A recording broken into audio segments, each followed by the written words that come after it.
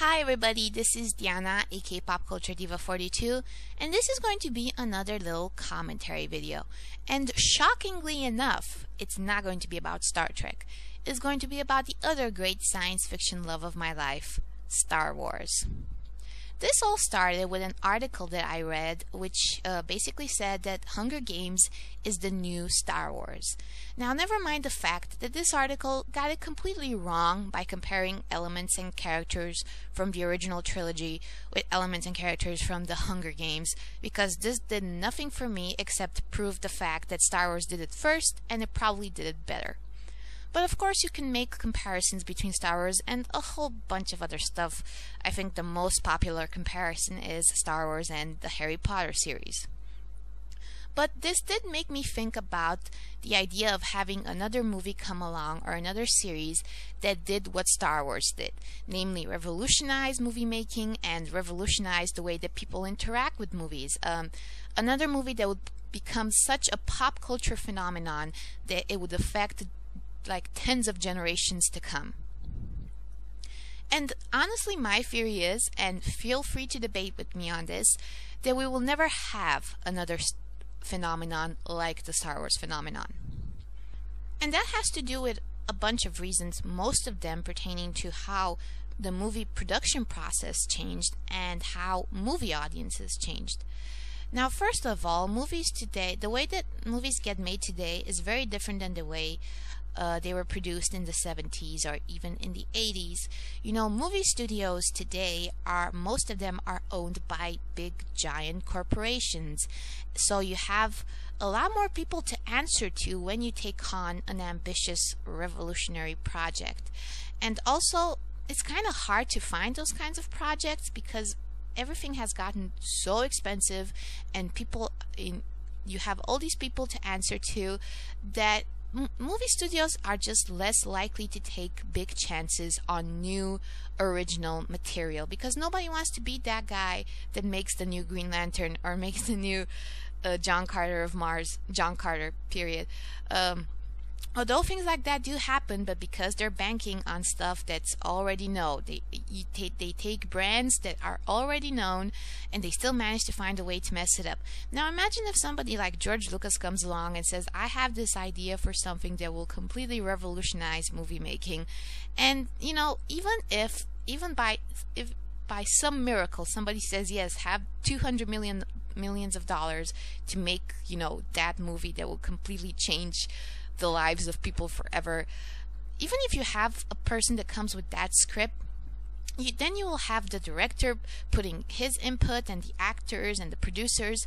And movies in general, I think they're far more of a collaborative process now than they were in the 70s and the 80s.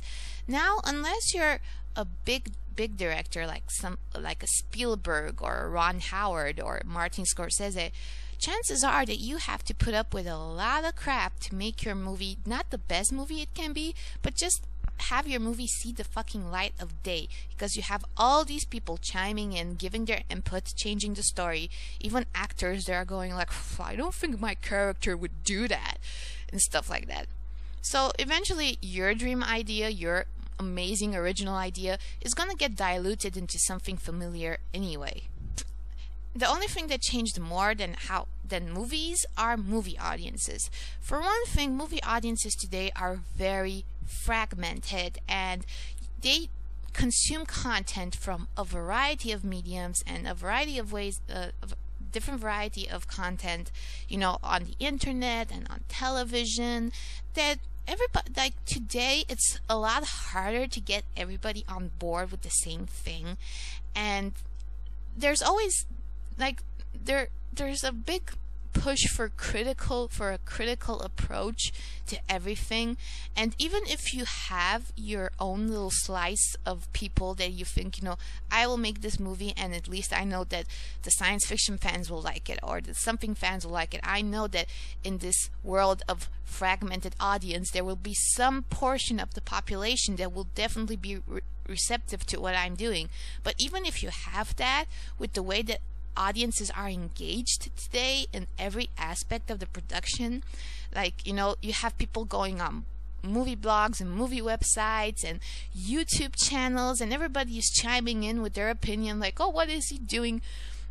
That is crap, or this is going to suck, or that is not going to be very good, or I'm not going to see this, I'm going to boycott this studio, or whatever. So you have all this like noise over your production that you never had before, because the internet not only has fragmented audiences to the point where everything that is too mainstream is kind of looked down upon, but also to the point where everybody has a platform where they can express that negativity. And now I'm not saying that, no, you might say that, movie audiences are to blame because we'll never have another Star Wars. I think it's great that audiences are so fragmented. I think it's great that we have so many niches and target audiences for each and every one of them. And again, there's nothing wrong with expressing your opinion. There's nothing wrong with the internet giving you that choice. But you will never have something that is so universally applauded and appreciated as Star Wars again, because people have so many more options open for them now. They also have a way to voice their opinions, and just in general, Hollywood doesn't have a monopoly on pop culture anymore, and that could be a good thing. But let's say that, if something were to come along that would have the same effect on pop culture as Star Wars had, I don't think it's going to come from a big studio, and I don't think it's going to come from a big director. It will probably be something like, for instance, District 9. District 9 for me was one of the best science fiction movies in the last decade. I think it was amazing. I think it was great because it came from some place that seemed very real. The director actually lived. The director was South African. He knew the South African situation very well. He created a very real metaphor about it, if real metaphor is not an oxymoron. But yeah, if you are going to have another Star Wars, it's definitely not going to be something produced by a big studio. It's going to be something that starts out independently, under the radar, so that people will generally be taken by surprise with it, because that's kind of how Star Wars started anyway. When George Lucas was making it, people were like, what the fuck is he doing? Even the actors on the set, they had no idea what they were saying. They thought their costumes were ridiculous. And even though if it was produced by a big studio like Universal Pictures, because it was produced by Universal Pictures, people were taken by surprise. And even George Lucas himself was taken by surprise with how successful Star Wars actually became, and he kind of fine-tuned the saga as he was going into it. So yeah, if something like that ever does come along, you will not read on /film.com about it. You will not read what first showing. Nobody will know about it, and everybody will be completely taken by surprise. And that's the starting point. That's something where you build from. And of course, it all depends. Matrix could have been that thing. But we all saw how Matrix turned out.